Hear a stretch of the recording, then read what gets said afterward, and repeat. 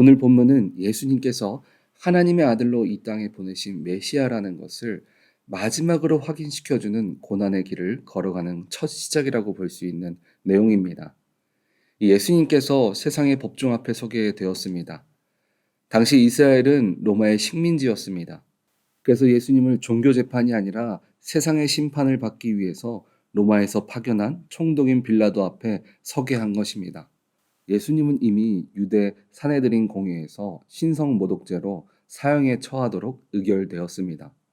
그러나 그들에게 사형 판결권과 집행권이 없었습니다. 그래서 그 결정권을 갖고 있는 파견된 총독 빌라도 앞에 서게 한 것입니다. 오늘 본문 말씀을 보면 한 사건 안에 수많은 다른 생각을 가진 사람들의 모습이 등장하는 것을 우리는 볼 수 있습니다. 가장 먼저 등장하는 사람은 총독 빌라도입니다. 그는 믿음이 없는 사람입니다. 그래서 예수님을 자신의 인생의 기준으로 그리고 로마의 법의 기준으로 예수님을 바라봅니다. 그는 있는 사실 그대로 예수님을 바라보았습니다. 그래서 처음 본 예수님을 향해서 이렇게 질문합니다. 본문 11절을 보면 예수께서 총독 앞에 섰음에 총독이 물어 이르되 내가 유대인의 왕이냐? 예수께서 대답하시되 내 말이 옳도다 하시고, 빌라도는 대제사장과 장로들이 고발한 그대로 예수님께 질문했습니다. 그에게는 신앙이 없기 때문에 다른 편견은 없었습니다. 그저 눈에 보이는 그대로 예수님을 보고 평가했습니다. 이 모습은 마치 세상 사람들이 세상의 기준을 갖고 인생의 성공과 그 사람의 기쁨의 조건을 판단하는 것과 같습니다. 눈에 보이는 우리들의 상황과 모습에 따라서 우리를 판단하고 생각하는 것입니다. 그래서 고린도전서 1장 18절에 말한 것처럼 십자가의 도를 알지 못하기 때문에 믿는 자의 삶을 보면 그저 미련해 보일 수 있는 것입니다. 총독의 입장에서 고발을 당해 죽을 수도 있는 예수님이 자신의 문제에 대해서 아무런 변명을 하지 않고 침묵하는 것이 그에게는 너무나 이상했습니다. 사람이라면 어떻게 해서든 자신의 죄로 인해서 형벌받는 것을 덜 받기 위해서 이런저런 핑계를 대거나 자신에게 유리한 대답을 할 것입니다. 그러나 예수님은 그렇게 하지 않으셨습니다. 그래서 본문 14절에 빌라도의 반응을 보면 그런 예수님을 보고 이해하지 못했다라고 이야기합니다. 예수님의 제목은 신성모독입니다. 하나님의 아들이라고 말하는 그 말이 하나님을 욕보였다는 것입니다. 그러나 빌라도에게 이런 행위는 굳이 죄로 판단한다면 하나님에 대한 명예훼손이나 사기죄밖에는 되지 않는 것입니다. 그리고 또 다른 무리는 그런 예수님을 어떻게 바라봅니까? 제사장과 장로들은 시기하고 큰 죄인으로 예수님을 여겼다는 것을 우리는 볼 수 있습니다. 이런 시기는 예수님을 조롱하는 것으로 변경되어집니다. 하나님의 아들이라고 말하면서 세상의 심판대 앞에 아무런 변명도 못하고 결국 죄인이 되어서 십자가형을 받게 되었기 때문입니다. 하나님의 뜻에 따라 복음을 전하시고 고난받으시다가 십자가를 향해 나아가는 예수님을 향해 유대인들은 이렇게 조롱합니다. 본문 40절을 보면 이르되 성전을 헐고 사흘에 짓는 자여 네가 만일 하나님의 아들이여든 자기를 구원하고 십자가에서 내려오라 하며, 빌라도는 그가 왜 그러는지 이해하지 못했고 한 부류는 죄로 여기고 조롱했습니다. 그런데 여기에 한 사건을 통해서 두 가지의 생각 외에 다른 두 가지의 생각을 가진 일들이 일어납니다. 하나는 깨달음을 입는 일입니다. 예수님의 심판받는 모습을 통해서 예수님은 하나님의 아들이요 죄가 없으심을 깨닫게 됩니다.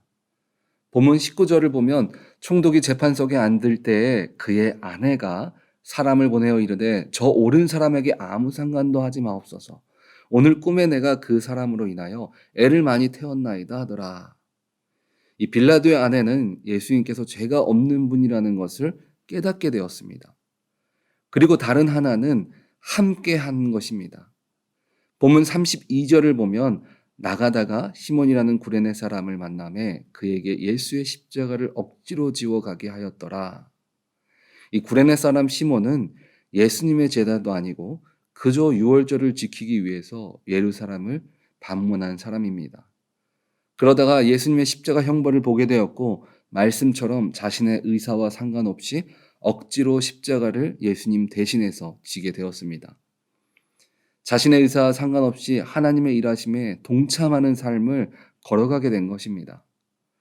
그런데 그 이후의 삶을 보면 십자가를 대신 맬 때만 해도 주님을 잘 알지 못했지만 그의 자녀들의 모습을 보면 주님을 믿는 길로 돌아서 살아가고 있음을 성경을 통해서 우리는 확인할 수 있습니다.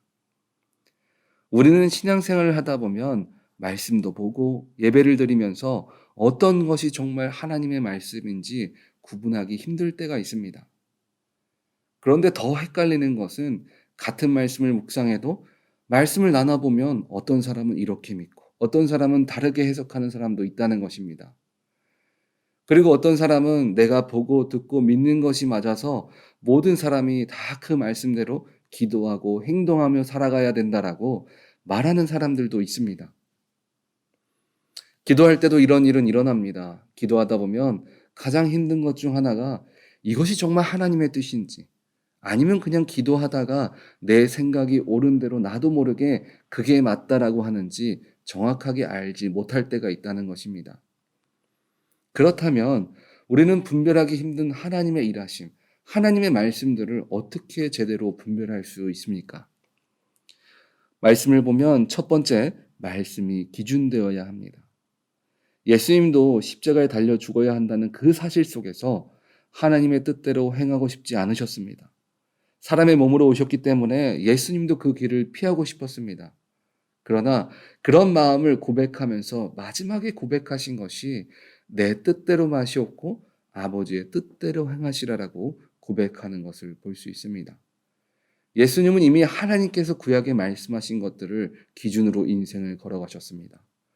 지금 사람들이 자신을 향한 평가가 잘못되었다는 것을 알면서도 오늘 말씀 처음 부분에 빌라도가 저들이 한 말이 모두 맞니라고 얘기했을 때 예수님은 아무런 대꾸도 하지 않으셨습니다. 아무런 항변도 하지 않으셨습니다.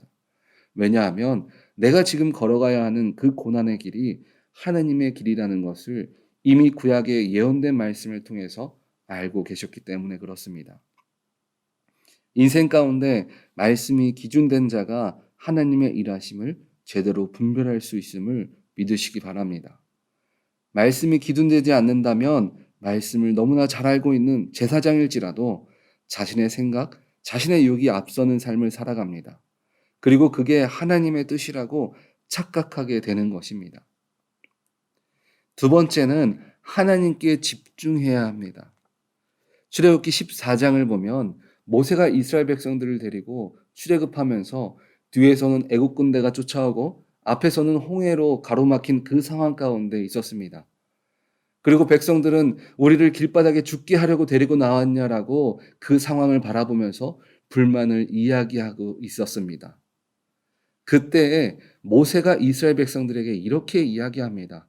출애굽기 14장 13절을 보면 모세가 백성에게 이르되 너희는 두려워하지 말고 가만히 서서 여호와께서 오늘 너희를 위하여 행하시는 구원을 보라. 너희가 오늘 본 애굽 사람들을 영원히 다시 보지 아니하시리라. 모세는 우리를 향해 구원을 행해 주시는 주님께 집중하라고 얘기합니다. 오늘 본문에 등장하는 빌라도의 아내도 하나님께 집중했습니다. 그녀는 유대교를 믿는 사람이었습니다. 그녀는 자신이 믿는 유대교 대제사장이 예수님을 죄인이라고 말하고 자신의 남편이 옳고 그름을 판단하기보다 정치적으로 시민들을 안정시켜야 하는 사람인 것을 너무나 잘 알고 있었습니다. 그러나 그녀는 하나님께서 자신에게 주신 마음에 집중했습니다.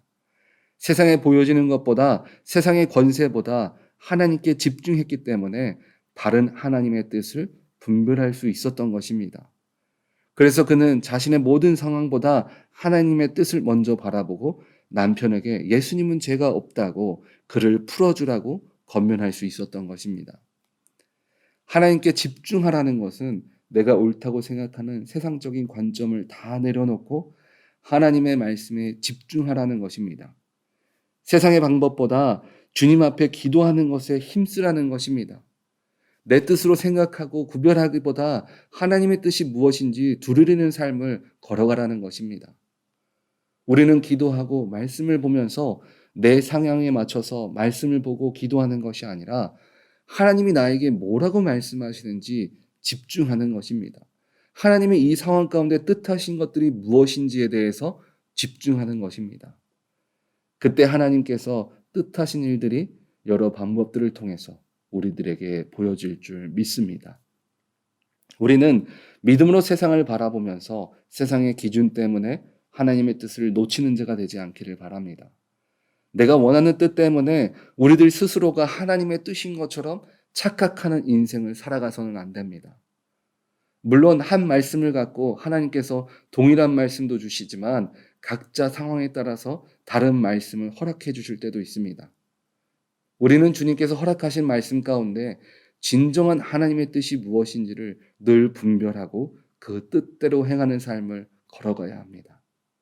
왜냐하면 하나님이 인도하시는 길만이 주님께서 맺어주시는 열매가 있는 삶이기 때문에 그렇습니다. 우리 오렌지 한인교회 성도님들은 그저 열매 없이 세상에 맞게 내가 원하는 대로 하나님의 뜻을 분별하고 내가 원하는 대로 믿고 나아가는 자가 아니라 하나님이 열매 맺어주시는 주님의 뜻대로 늘 걸어가는 복된 인생 되시기를 주님의 이름으로 축원드립니다. 아멘.